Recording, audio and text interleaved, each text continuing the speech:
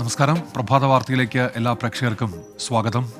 ഇന്നത്തെ പ്രധാനപ്പെട്ട വാർത്തകളിലൊന്ന് പാരീസിലെ ഇന്ത്യയുടെ വെള്ളി മെഡൽ നേട്ടമാണ് നീരജ് ചോപ്രയിലൂടെ. മറ്റൊന്ന് വയനാട്ടിലേക്ക് എത്തുകയാണെങ്കിൽ അവിടെ ഇന്ന് ജനകീയ തെരച്ചിൽ നടക്കും എന്നുള്ളതാണ്. ഇതടക്കമുള്ള വാർത്തകളിലേക്കാണ്.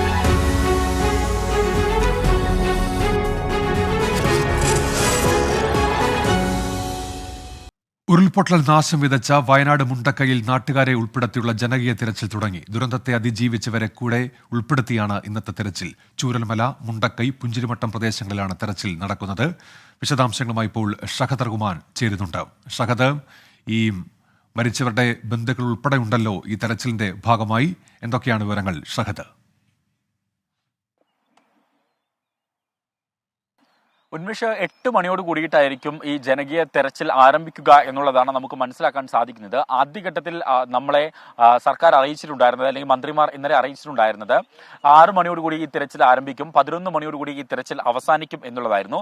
എന്നാൽ നമ്മളിപ്പോൾ ക്യാമ്പിൽ കഴിയുന്ന ആളുകളുമായി ബന്ധപ്പെട്ടപ്പോൾ അവരോട് 8 മണി എന്ന് പറഞ്ഞിട്ടുള്ള സമയമാണ് പറഞ്ഞിട്ടുള്ളത്. അപ്പോൾ 8 മണിയോട് കൂടിയിട്ടായിരിക്കും ഇവിടേക്ക് ഈ ആളുകൾ എത്തുകയും ഒപ്പം തന്നെ ഈ ജനകീയ തെരച്ചിൽ ആരംഭിക്കുകയും ചെയ്യുക എന്നുള്ളതാണ് നമുക്ക് ഇപ്പോൾ ലഭ്യമാകുന്ന വിവരം.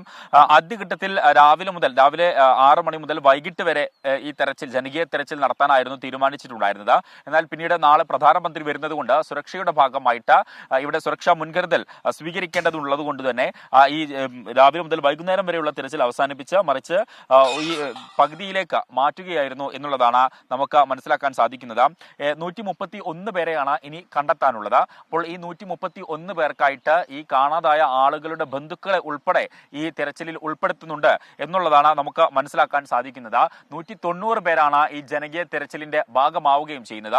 ഈ ക്യാമ്പുകളിൽ കഴിയുന്ന ആളുകളുണ്ട്, ഒപ്പം തന്നെ ഈ നാട്ടിലുള്ള ആളുകളുണ്ട്, കൂടാതെ വിവിധ സേനാ അംഗങ്ങളുണ്ട്. കഴിഞ്ഞ ദിവസങ്ങളിലൊക്കെ തന്നെ ഇവിടെ തെരച്ചിലിന് നേതൃത്വം നൽകിയ വിവിധ സേനാ അംഗങ്ങളുണ്ട്, ജനപ്രതിനിധികളുണ്ട്, NDRF, അതുപോലെ തന്നെ പോലീസ്, ഫയർഫോഴ്സ്, റവന്യൂ സംഘത്തിനൊപ്പം ഒക്കെ ഇതിന്റെ ഭാഗമാകുന്നുണ്ട് എന്നുള്ളതാണ് ഏറ്റവും പ്രധാനപ്പെട്ട കാര്യം. അതുകൊണ്ട് തന്നെ 8 മണിയോട് കൂടി ഈ ജനകീയ തെരച്ചിൽ ആരംഭിക്കും. പരമാവധി സാധ്യമായിട്ടുള്ള എല്ലാ മേഖലകളിലും ഈ തെരച്ചിൽ നടത്താനാണ് തീരുമാനിച്ചിട്ടുള്ളത്.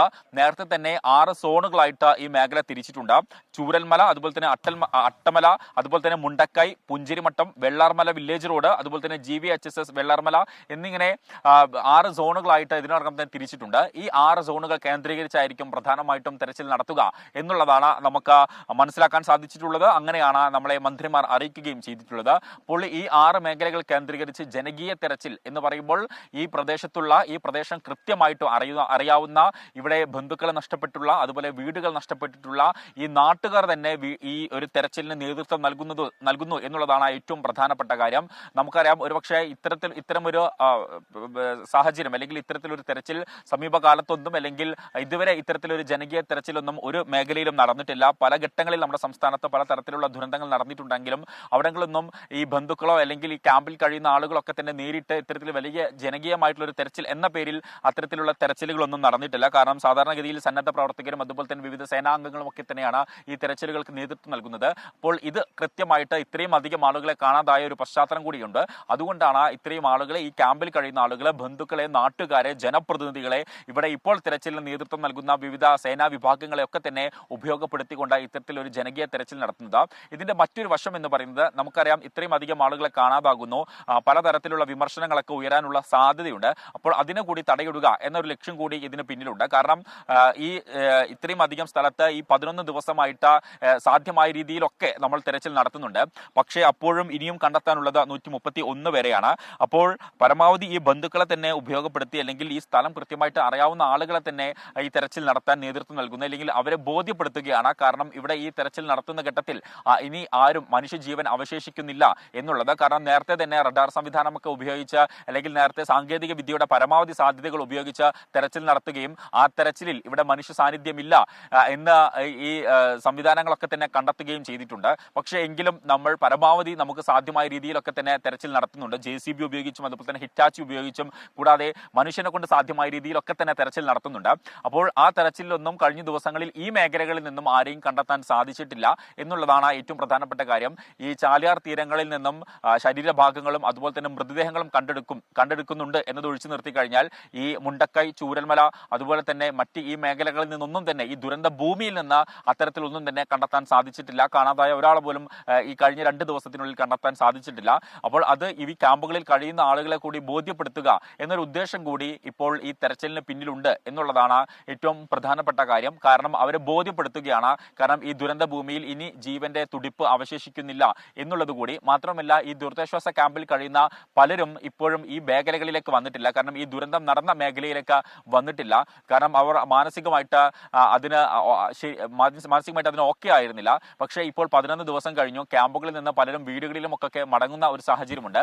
അപ്പോൾ അവരെ ബോധ്യപ്പെടുത്തും കൂടി ചെയ്യുകയാണ്. കാരണം അവരുടെ പഴയ ഈ ചൂരൽമലയല്ല, അല്ലെങ്കിൽ അവരുടെ മുണ്ടക്കൈയല്ല എന്നുള്ളത് കൂടി അവരെ ബോധ്യപ്പെടുത്തുക എന്നൊരു ഉദ്ദേശം കൂടി ഈ മാസ് തെരച്ചിലിന് പിന്നിലുണ്ട് എന്നുള്ളതാണ് നമുക്ക് മനസ്സിലാക്കാൻ സാധിക്കുന്നത്. അപ്പോൾ 8 മണിയോടുകൂടി തന്നെ ഈ തെരച്ചിൽ ആരംഭിക്കും എന്നുള്ളതാണ് മനസ്സിലാക്കാൻ സാധിക്കുന്നത്. മന്ത്രിമാരുണ്ടാവും, ജനപ്രതിനിധികളുണ്ടാവും, NDRF ഉണ്ടാവും, ഫയർഫോഴ്സ് ഉണ്ടാവും, പോലീസ് ഉണ്ടാവും, അതുപോലെ തന്നെ ഈ നാട്ടിലെ ആളുകളുണ്ടാവും, സന്നദ്ധ സംഘടനാ പ്രവർത്തകരുണ്ടാവും. ക്യാമ്പിൽ കഴിയുന്ന 190ഓളം പേരും ഈ തെരച്ചിലിൽ പങ്കെടുക്കും എന്നുള്ളതാണ് മനസ്സിലാക്കാൻ സാധിക്കുന്നത്. 131 പേരെയാണ് കാണാതായിട്ടുള്ളത്. ഉന്മേഷ, ശ്രീജിത്ത് ശ്രീകുമാരൻ കൂടി ചേരുന്നുണ്ട്.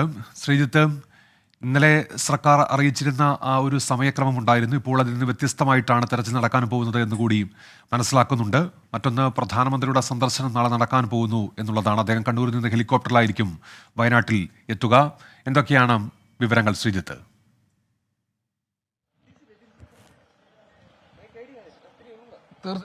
തീർച്ചയായും ഉന്മേഷ്, നമ്മൾ മനസ്സിലാക്കുന്ന പ്രകാരമാണെങ്കിൽ അതൊരു 8 മണി എന്ന തരത്തിലേക്ക് കാര്യങ്ങൾ മാറുമെന്ന് മനസ്സിലാക്കുന്നു. സ്വാഭാവികമായി അത്തരത്തിൽ 8 മണിയോടുകൂടി നടക്കുന്ന തെരച്ചിൽ, അത് ഷഹദ് സൂചിപ്പിച്ച പോലെ 190 പേർ ആ ക്യാമ്പിലുണ്ട്. ആ ക്യാമ്പിൽ നിന്ന് എത്ര ആളുകളാണ് വരുന്നത്? അതിൽ ചില ആളുകൾക്ക് വലിയ മാനസിക വിഷമമുണ്ട്. നമ്മൾ ഇന്നലെ ചില അവിടുത്തെ കൗൺസിലേഴ്സ് ഒക്കെ ആയി സംസാരിക്കുന്ന സമയത്ത് അവർ പറയുന്നത് പലരും ഒന്ന് പൊട്ടിക്കരയാൻ ആഗ്രഹിക്കുന്നുണ്ടെങ്കിലും അവർക്കതിന് കഴിയുന്നില്ല. മരവിച്ച മനസ്സുമായാണ് പലരും ആ ക്യാമ്പുകളിൽ കഴിയുന്നത് എന്നാണ് പറയുന്നത്. നമ്മളിപ്പോൾ ദൃശ്യങ്ങൾ കാണുന്നത് ചില പോലീസ് ഉദ്യോഗസ്ഥർ മാത്രമാണ് ഈ മേഖലയിലുള്ളൂ. എന്തായാലും പോലീസ് ഉദ്യോഗസ്ഥർ, സൈന്യം എന്തായാലും പിൻവാങ്ങിയ സ്ഥിതിക്ക് സ്വാഭാവികമായി ഇനി പോലീസും അടക്കമുള്ള സംവിധാനങ്ങളാണ് നിയന്ത്രണം പൂർണ്ണമായി ഏറ്റെടുത്തിട്ടുള്ളത്. എന്തായാലും 190 പേരിൽ ഏതാണ്ട് ഒരു 100-130ഓളം പേർ എന്തായാലും ഈ തെരച്ചിലിൽ പങ്കെടുക്കുമെന്ന് തന്നെയാണ് അറിയുന്നത്. കാരണം അവരുടെ മുഴുവൻ വസ്തുവകകളും അതുപോലെ തന്നെ അവരുടെ ജീവിതത്തിലെ സമ്പാദ്യങ്ങളും പൂർണ്ണമായി നഷ്ടപ്പെട്ടു. പലർക്കും വീടുകളിൽ നിന്ന് ആളുകൾ നഷ്ടപ്പെട്ടു. വീടുകൾ പൂർണ്ണമായി ഇല്ലാതായി. അങ്ങനെ ഒരു ദുരന്ത ഭൂമി എന്ന് വേണമെങ്കിൽ പറയാം. ഒരു ശ്മശാന ഭൂമിക്ക് സമാനമാണ് വളരെ മനോഹരമായ ഒരു പ്രദേശം. ചരിത്രത്തിൽ അടയാളപ്പെടുത്തിയ, അല്ലെങ്കിൽ ടൂറിസം ഭൂപടത്തിലൊക്കെ അടയാളപ്പെടുത്തിയ ചൂരൽമലയും മുണ്ടക്കയും പുഞ്ചിരിമട്ടവും ഒക്കെ ആ ഒരു അവസ്ഥയിലാണ്. നേരത്തെ സൂചിപ്പിച്ചതുപോലെ തന്നെ സീതമ്മക്കുണ്ട് വെള്ളച്ചാട്ടം പോലും ആ മേഖലയിൽ കാണുന്നില്ല. ഇന്നലെ ഞാൻ ആ പ്രദേശത്ത് പോയി സംസാരിക്കുന്ന സമയത്ത് അവിടെ താമസിക്കുന്ന ഒരാൾ ആ പ്രദേശത്ത് വന്നിരുന്നു. സീതമ്മക്കുണ്ട് വെള്ളച്ചാട്ടം യൂട്യൂബിലൊക്കെ വളരെ ട്രെൻഡിങ് ആയ വീഡിയോയാണ്. അത് എവിടെയാണ് എന്ന് അദ്ദേഹത്തോട് ചോദിച്ചപ്പോൾ അദ്ദേഹം ഏതാണ്ട് ചൂണ്ടിക്കാണിച്ചു തന്നു. പക്ഷെ അവിടെ ഇപ്പോൾ പാറ കഷ്ണങ്ങൾ വന്ന് അടിഞ്ഞ നിലയിലാണുള്ളത്. അങ്ങനെ അത്തരത്തിലുള്ള ഒരു ഇടപെടലാണ് ആ മേഖലയിൽ ഈ ഒരു ഉരുൾപൊട്ടി ഉണ്ടായിരിക്കുന്നത്. എന്തായാലും വലിയ തോതിലുള്ള ബുദ്ധിമുട്ട് ആ മേഖലയിൽ ആളുകൾക്ക് കാണുമ്പോൾ തന്നെ ഉണ്ടാകുമെന്ന കാര്യത്തിൽ യാതൊരു തർക്കവുമില്ല. 2 വ്യോമസേനയുടെ സഹായത്തോടു കൂടിയുള്ള തെരച്ചിൽ അത് വീണ്ടും തുടരാൻ തന്നെയുള്ള ഒരു തീരുമാനം ഉണ്ട്. അത് സൺറൈസ് വാലിയിലടക്കം അത്തരത്തിലുള്ള തെരച്ചിൽ നടക്കുമെന്നാണ് അറിയിച്ചിട്ടുള്ളത്. എന്തായാലും 8 മണി എന്നൊരു സമയക്രമമുണ്ട്. അത് ഇനി കൂടുതലാകുമോ വൈകുമോ എന്ന കാര്യത്തെക്കുറിച്ച് ഒരു വ്യക്തതയില്ല. സന്നദ്ധ പ്രവർത്തകരെ അവർ കൂടുതലായി ഇങ്ങോട്ട് ഇന്ന് ഒരുപക്ഷെ എത്തിച്ചേരാൻ സാധ്യതയില്ല. കാരണം ഇവരാണ് ഇന്ന് പൂർണ്ണമായ തെരച്ചിലിന് നേതൃത്വം നൽകുന്നത്. അപ്പോൾ സ്വാഭാവികമായി സന്നദ്ധ പ്രവർത്തകർ എന്തായാലും കൂടുതലായി എത്തിച്ചേരാനുള്ള സാധ്യതയില്ല. പക്ഷേ ഇപ്പോൾ നമ്മൾ കാണുകയാണെങ്കിൽ നേരിട്ട് നമ്മൾ കാണുന്നത് CPIയുടെയും അതുപോലെ തന്നെ AYFന്റെയും ഒക്കെ പ്രവർത്തകർ, DYFയുടെ പ്രവർത്തകരൊക്കെ പല മേഖലയിൽ ഇപ്പോൾ നിൽക്കുന്നുണ്ട്. അവർ ഇങ്ങോട്ട് വന്നിട്ടുണ്ട്. എന്തായാലും 8 മണിയോടുകൂടി ഈ തിരച്ചിൽ ആരംഭിക്കും. അതിൽ മന്ത്രിമാരുണ്ടാകും, അതുപോലെ തന്നെ മറ്റു ജനപ്രതിനിധികളുണ്ടാകും, സർക്കാർ ഉന്നത ഉദ്യോഗസ്ഥർ അടക്കമുള്ള ആളുകൾ ഉണ്ടാകും. അപ്പോൾ അവർക്ക് നേരത്തെ ഷാ സൂചിപ്പിച്ച പോലെ തന്നെ അത് ബോധ്യപ്പെടണം. ഈ മേഖലയിൽ പലരും ഇങ്ങോട്ട് വരാൻ വലിയ ബുദ്ധിമുട്ട് കുറെ ദിവസമായി പറഞ്ഞുകൊണ്ടിരുന്നു. തങ്ങൾക്ക് ഇങ്ങോട്ട് വരണം, ഈ പ്രദേശം ഒന്ന് കാണണം എന്ന് പറഞ്ഞുകൊണ്ടിരുന്നു. എന്തായാലും ആ ഒരു പറച്ചിലിന്റെ ഭാഗം കൂടിയാണ്. വേണം, നിങ്ങൾ അവിടെ വന്ന് അത് കണ്ട് ബോധ്യപ്പെടണം. അതിനുശേഷം പതിയെ പഴയ ജീവിതത്തിലേക്ക് തിരിച്ചു വരണം. അതിനാവശ്യമായ നടപടികളിലൊക്കെ സർക്കാർ കടക്കുമെന്ന് വാഗ്ദാനം ചെയ്യുന്നുണ്ട്. എന്തായാലും 8 മണിയോടുകൂടി തെരച്ചിൽ ആരംഭിക്കുമെന്ന് ഇപ്പോൾ ഈ ഒരു ഘട്ടത്തിൽ ഇവിടെ നിന്ന് റിപ്പോർട്ട് ചെയ്യാൻ കഴിയും. പക്ഷേ അത് ഒരുപക്ഷെ നീണ്ടുപോകാൻ, അത് 11 മണി എന്നൊരു സമയക്രമമായിരുന്നു അവസാനം പറഞ്ഞിരുന്നത്. അതൊരുപക്ഷെ നീണ്ടുപോകാൻ സാധ്യതയുണ്ട്. അതൊരു ഉച്ചവരെയൊക്കെ തുടരും. അതിനുശേഷം പ്രധാനമന്ത്രി നരേന്ദ്രമോദിയുടെ ശരി ശ്രീജിത്തിലേക്ക് എത്താം. ഇപ്പോൾ വയനാട്ടിലെ ഉരുൾപൊട്ടൽ മേഖലകളിൽ ജനകീയ തെരച്ചിൽ നടക്കാൻ പോവുകയാണ്. അതിന്റെ വിശദാംശങ്ങളുമായി ഷഹദ് റഹ്മാൻ ഒരിക്കൽ കൂടി ചേരുകയാണ്. ഷഹദ്, 8 മണിക്കാണല്ലോ ഈ തെരച്ചിൽ ആരംഭിക്കാൻ പോകുന്നത്. പോലീസ് NDRF സംഘങ്ങൾ ഉൾപ്പെടെ ഇതിന്റെ ഭാഗമാകുമല്ലോ അല്ലേ ഷഹദ്? ഉന്മേഷ്, നിലവിൽ നമുക്ക് ലഭ്യമാകുന്ന വിവരം അനുസരിച്ച് അല്ലെങ്കിൽ ഇന്നലെ മന്ത്രിമാർ വാർത്താ സമ്മേളനം വിളിച്ച് അറിയിച്ചതനുസരിച്ച് അങ്ങനെയാണ്. കാരണം ജനകീയ തെരച്ചിൽ എന്ന് പറയുമ്പോൾ മന്ത്രിമാരുണ്ട്, അതുപോലെ തന്നെ ഇവിടുത്തെ പ്രാദേശിക ജനപ്രതിനിധികളുണ്ട്, കൂടാതെ NDRF ഉണ്ട്, ഫയർഫോഴ്സ് ഉണ്ട്, പോലീസ് ഉണ്ട്. കഴിഞ്ഞ ദിവസങ്ങളിലൊക്കെ തന്നെ ഇവിടെ ഈ രക്ഷാപ്രവർത്തനത്തിന് നേതൃത്വം നൽകിയിട്ടുള്ള ഈ സന്നദ്ധ സംഘടനാ പ്രവർത്തകരുണ്ട്, കൂടാതെ ഇവിടുത്തെ നാട്ടുകാരുണ്ട് എന്നുള്ളതാണ്. അപ്പോൾ ഇതിൽ ഏറ്റവും പ്രധാനപ്പെട്ട കാര്യം എന്ന് പറയുന്നത് ഈ സ്ഥലം കൃത്യമായിട്ട് അറിയുന്ന നാട്ടുകാരെ ഉപയോഗപ്പെടുത്തിക്കൊണ്ട് ഈ പ്രദേശം പരിശോധിക്കുക അല്ലെങ്കിൽ ഈ പ്രദേശത്ത് തെരച്ചിൽ നടത്തുക എന്നുള്ളതാണ്. അതിന്റെ പ്രധാനപ്പെട്ട കാരണം എന്ന് പറയുന്നത്, കാരണം ഈ പ്രദേശം കൃത്യമായിട്ട് നന്നായിട്ട് അറിയാവുന്ന ആളുകൾ എന്ന് പറയുന്നത് ഇവിടുത്തെ നാട്ടുകാരാണ്, ഇപ്പോൾ ഈ ക്യാമ്പുകളിൽ കഴിയുന്ന ആളുകളാണ്. അപ്പോൾ അവരെ സംബന്ധിച്ച് കുറെ കൂടി, അതായത് ഇവിടെ നമ്മൾ ഏതൊക്കെ ആളുകൾ വന്ന് എന്തെല്ലാം തരത്തിലുള്ള പ്രവർത്തനങ്ങൾ നടത്തിയാലും ഈ നാട്ടുകാർ നടത്തുന്നതിന്റെ അല്ലെങ്കിൽ അവർ ചെന്ന് കയറി ചെല്ലുന്നതിന്റെ അല്ലെങ്കിൽ അവർക്ക് അറിയാവുന്ന അത്രേ മറ്റൊരാൾക്കും അറിയാൻ സാധിക്കുകയില്ല. അപ്പോൾ അതിന്റെ കൂടി അടിസ്ഥാനത്തിലാണ് ഇത്തരത്തിലൊരു തെരച്ചിൽ നടത്താൻ തീരുമാനിച്ചിട്ടുള്ളത്. കൂടാതെ ഈ ദുരന്തം നടന്നിട്ട് ഇന്നേക്ക് 11 ദിവസം ആവുകയാണ്. അപ്പോൾ ഈ 11 ദിവസം ആകുമ്പോൾ ഇവിടെ ഉള്ള ഈ ക്യാമ്പുകളിൽ കഴിയുന്ന ആളുകളെ ബോധ്യപ്പെടുത്തേണ്ടത് കൂടിയുണ്ട്. കാരണം ഇപ്പോൾ 130ഓളം ആളുകളെയാണ് ഈ കാണാതായിട്ടുള്ളത്. അവരുടെ മിസ്സിംഗ് ആണ് ഇപ്പോൾ റിപ്പോർട്ട് ചെയ്തിട്ടുള്ളത് ഔദ്യോഗികമായിട്ട്. അതിൽ കൂടുതലുണ്ട് എന്ന് ഇവിടുത്തെ ആളുകളൊക്കെ പറയുന്നുണ്ട്. പക്ഷേ ഔദ്യോഗികമായിട്ട് 130 പേരെയാണ് അല്ലെങ്കിൽ 131 പേരെയാണ് കാണാതായിട്ടുള്ളത്. അപ്പോൾ ഈ ക്യാമ്പിൽ കഴിയുന്ന ആളുകളെ ബോധ്യപ്പെടുത്തേണ്ടത് ഏറ്റവും പ്രധാനപ്പെട്ട ഒരു കാര്യമാണ്. കാരണം ഇപ്പോൾ ഈ ദുരന്ത ഭൂമിയിൽ ഇത്തരത്തിൽ മനുഷ്യന്റെ ഒരു തുടിപ്പില്ല എന്നുള്ളത് ഈ കുടുംബാംഗങ്ങളെയും ബന്ധുക്കളെയും നാട്ടുകാരെയും ബോധ്യപ്പെടുത്തേണ്ടത് ഏറ്റവും പ്രധാനപ്പെട്ട കാര്യമാണ്. അപ്പോൾ അതിന്റെ കൂടി അടിസ്ഥാനത്തിലാണ് ഇത്തരത്തിൽ ഇവിടെയുള്ള ആളുകൾ, ഈ ക്യാമ്പിൽ കഴിയുന്ന ആളുകളെ കൂടി ഉൾപ്പെടുത്തിക്കൊണ്ട് ഇത്തരത്തിലൊരു ജനകീയ തെരച്ചിൽ നടത്താൻ തീരുമാനിച്ചിട്ടുള്ളത്. ക്യാമ്പിൽ നിന്ന് 190 പേരാണ് ഇപ്പോൾ ഇതിനോടകം രജിസ്റ്റർ ചെയ്ത് കഴിഞ്ഞിട്ടുള്ളത്. ഇന്നലെ റവന്യൂ വകുപ്പിന്റെ നേതൃത്വത്തിൽ വിവിധ ക്യാമ്പുകളിൽ കയറി ഇറങ്ങി ഇത്തരത്തിൽ ഈ തെരച്ചിലിന്റെ ഭാഗമാകാൻ താല്പര്യമുള്ള ആളുകൾ ആരൊക്കെയാണ് എന്നുള്ളത് ആരാഞ്ഞിട്ടുണ്ടായിരുന്നു. അത്തരത്തിൽ താല്പര്യമുള്ള ആളുകൾ പേര് നൽകുകയും ചെയ്തിട്ടുണ്ടായിരുന്നു. ഇന്നലെ വൈകിട്ടോടുകൂടി ഈ പേര് നൽകുന്ന പ്രക്രിയ അവസാനിക്കുകയും ചെയ്തു. എന്ന് വിചാരിച്ച് ഇന്ന് ഇവിടെ തെരച്ചിലിന്റെ ഭാഗമാകുവാൻ ആരെങ്കിലും തയ്യാറായി വരികയാണെങ്കിൽ വേണ്ട എന്ന് പറയുകയുമില്ല എന്നുള്ളതാണ് നമുക്ക് മനസ്സിലാക്കാൻ സാധിക്കുന്നത്. അപ്പോൾ അത്തരത്തിൽ ഈ 190 പേരായിട്ടുള്ള ഈ ക്യാമ്പിൽ കഴിയുന്ന ആളുകളെ ഉൾപ്പെടുത്തുന്നു.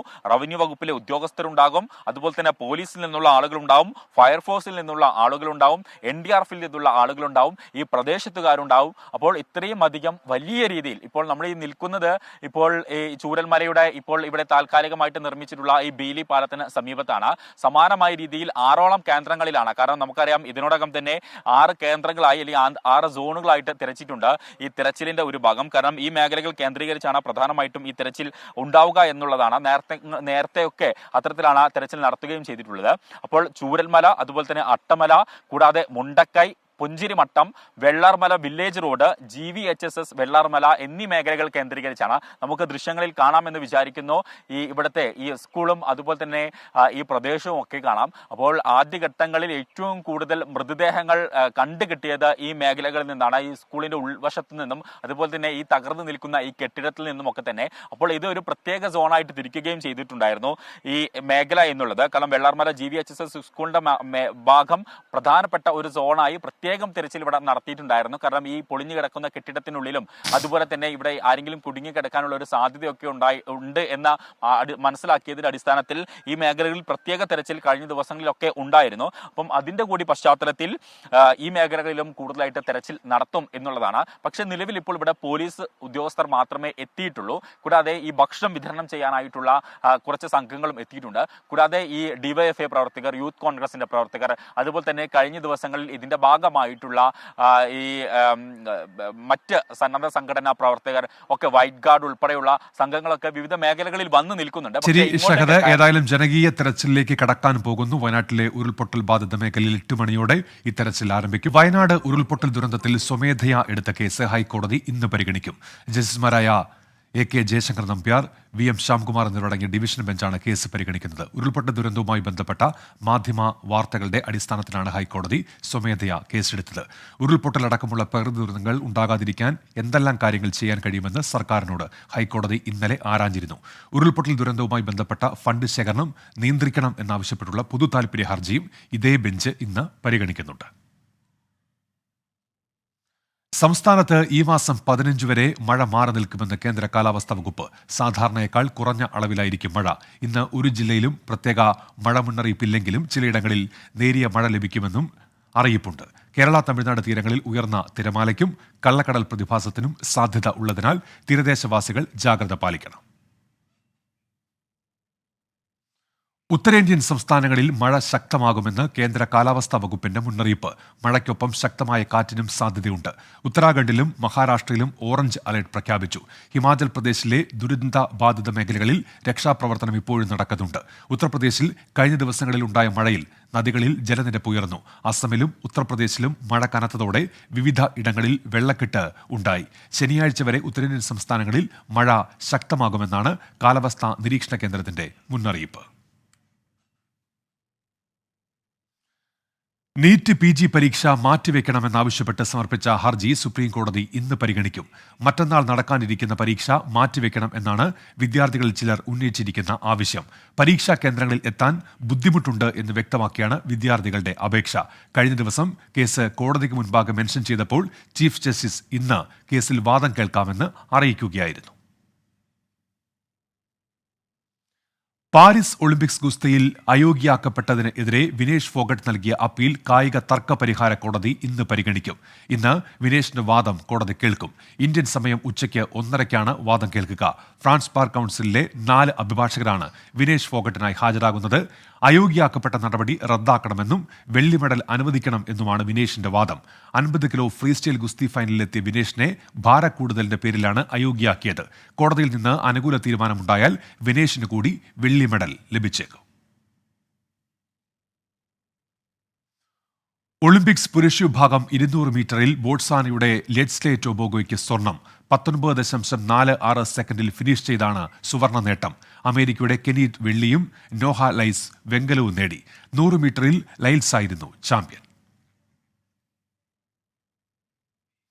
മെഡിസെപ് പദ്ധതിയിൽ സുപ്രധാന തീരുവുമായി സർക്കാർ. പുതിയതായി സർവീസിൽ പ്രവേശിക്കുന്നവർക്ക് മുൻവർഷത്തെ പ്രീമിയം നിർബന്ധമല്ലാതാക്കി. സർവീസ് സംഘടനകളുടെയും വകുപ്പുകളുടെയും എതിർപ്പിനെ തുടർന്നാണ് തീരുമാനം. VA ഗിരീഷ് ഉണ്ട് തിരുവനന്തപുരത്ത് നിന്ന്. ഗിരീഷ്, എന്താണ് സർക്കാർ എടുത്തിരിക്കുന്ന പുതിയ തീരുമാനം ഇപ്പോൾ?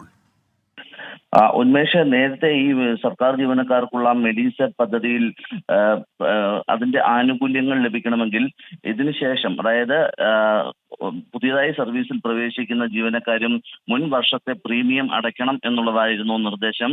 ഇത് ഇപ്പോൾ മാറ്റിയിരിക്കുന്നു. ഏത് സംഘടനകളുടെയും അതോടൊപ്പം തന്നെ വകുപ്പുകളുടെയും ശക്തമായ എതിർപ്പിനെ തുടർന്നാണ് സർക്കാർ ഇപ്പോൾ, അല്ലെങ്കിൽ ധനകാര്യ വകുപ്പ് ഇപ്പോൾ ഇത്തരത്തിലൊരു തീരുമാനത്തിലേക്ക് എത്തിയിരിക്കുന്നത്. പുതിയതായി സർവീസിൽ പ്രവേശിക്കുന്നവർക്ക് മുൻ വർഷത്തെ പ്രീമിയം നിർബന്ധമല്ലാതാക്കി. 2024 ജൂലൈ 1 മുതൽ സർവീസിൽ പ്രവേശിച്ചവർക്കാണ് കുടിശ്ശിക പ്രീമിയം നിർബന്ധമല്ലാതാക്കിയിരിക്കുന്നത്. 2022 ജൂലൈ 1 മുതലുള്ള കുടിശ്ശിക ഇവരിൽ നിന്ന് ഈടാക്കില്ല. പക്ഷേ കുടിശ്ശിക അടയ്ക്കാത്ത ജീവനക്കാർക്കും ആശ്രിതർക്കും അവയവമാറ്റ ശസ്ത്രക്രിയയ്ക്ക് ഇൻഷുറൻസ് പരിരക്ഷ ലഭിക്കില്ല എന്നും സർക്കാർ ഇപ്പോൾ തീരുമാനമെടുത്തിരിക്കുന്നു. അവയവമാറ്റത്തിന് പരിരക്ഷ വേണ്ടെന്ന് ഇവർ ഒരു സത്യവാങ്മൂലം നൽകണം. ഇതിന്റെ അടിസ്ഥാനത്തിലായിരിക്കും ഇവരിൽ നിന്ന് കുടിശ്ശിക പിരിക്കാതിരിക്കുന്നത് എന്നും സർക്കാർ ഇപ്പോൾ വ്യക്തമാക്കിയിട്ടുണ്ട്. ഉന്മേഷ്, VA ഗിരീഷാണ് വാർത്തയുടെ വിശദാംശങ്ങൾ നൽകിയത് തിരുവനന്തപുരത്ത്. മുംബൈയിലെ കോളേജിൽ ഹിജാബ് നിരോധനം ശരിവെച്ച ഹൈക്കോടതി വിധിക്ക് എതിരായ ഹർജി സുപ്രീം കോടതി ഇന്ന് പരിഗണിക്കും. ഹിജാബ്, ബുർഗ തുടങ്ങിയവ ക്യാമ്പസുകളിൽ നിരോധിച്ച കോളേജിന്റെ നടപടിയാണ് ബോംബെ ഹൈക്കോടതി ശരിവെച്ചത്. കോളേജിന്റെ ഡ്രസ് കോഡിന് എതിരായവ വിലക്കാൻ കോളേജിന് അധികാരമുണ്ട് എന്ന് വ്യക്തമാക്കിയായിരുന്നു ബോംബെ ഹൈക്കോടതിയുടെ നടപടി. കർണാടകത്തിലെ വിദ്യാഭ്യാസ സ്ഥാപനങ്ങളിൽ ഹിജാബ് നിരോധിച്ച കേസ് നേരത്തെ സുപ്രീം കോടതി വിശാല ബെഞ്ചിന് വിട്ടിരുന്നു. അന്ന് കേസ് പരിഗണിച്ച ബെഞ്ച് അനുകൂലിച്ചും എതിർത്തും ഭിന്നവിധി പുറപ്പെടുവിച്ച സാഹചര്യത്തിലായിരുന്നു തീരുമാനം.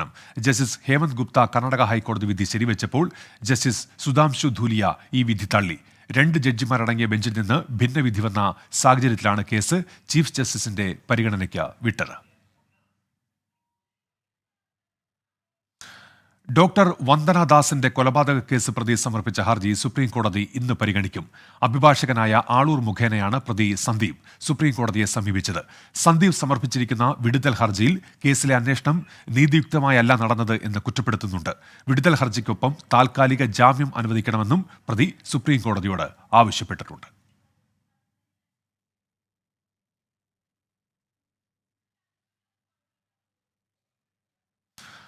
മദ്യനയ അഴിമതി കേസിൽ ഡൽഹി മുൻ ഉപമുഖ്യമന്ത്രി മനീഷ് സിസോദിയുടെ 2 ജാമ്യാപേക്ഷകളിൽ സുപ്രീം കോടതി ഇന്ന് വിധി പറയും. എൻഫോഴ്സ്മെന്റ് ഡയറക്ടറേറ്റും CBIയും രജിസ്റ്റർ ചെയ്ത കേസുകളിലെ ജാമ്യാപേക്ഷകളിലാണ് വിധി. മദ്യനയ അഴിമതി കേസിൽ ജാമ്യം തേടി നൽകിയ ഹർജിയിലാണ് വിധി. ജസ്റ്റിസുമാരായ BR ഗവായ്, KV വിശ്വനാഥൻ എന്നിവർ ഉൾപ്പെട്ട ബെഞ്ചാണ് വിധി പറയുന്നത്. മദ്യനയ അഴിമതി കേസിൽ 2023 ഫെബ്രുവരി 23 മുതൽ ജയിലിലാണ് മനീഷ് സിസോദിയ. ഹജ്ജിനിടെ മരിച്ച പിതാവിന്റെ സംസ്കാര ചടങ്ങുകൾ പൂർത്തിയാക്കി മക്കയിൽ നിന്ന് മടങ്ങുന്നതിനിടെ വാഹനാപകടത്തിൽ മകന് ദാരുണാന്ത്യം. മലപ്പുറം വാഴയൂർ തിരുത്തിയാട് സ്വദേശി റിയാസാണ് മരിച്ചത്. പിതാവ് മുഹമ്മദാണ് ഹജ്ജ് കർമ്മങ്ങൾക്കിടെ മരിച്ചത്. തായിഫിന് 100 കിലോമീറ്റർ അകലെ റിദ്വാനിലാണ് അപകടം ഉണ്ടായത്.